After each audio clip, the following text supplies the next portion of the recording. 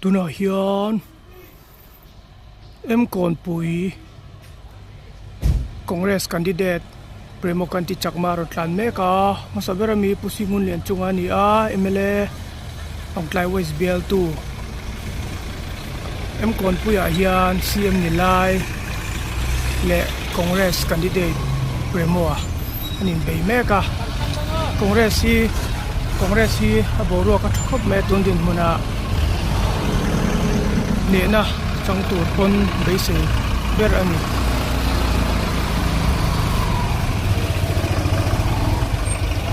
motor khatianin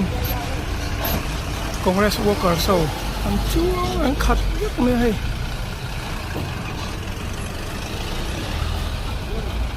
tam khop này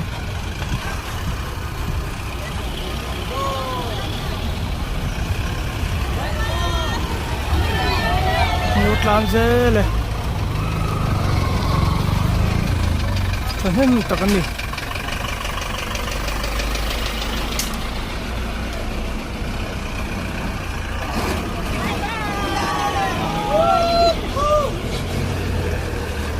còn Pui biel chu Congress tan chuan biel him mani mei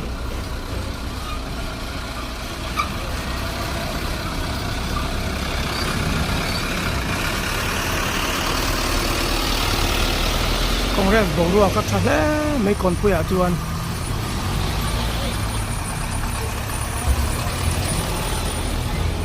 ron tlan dễ lệ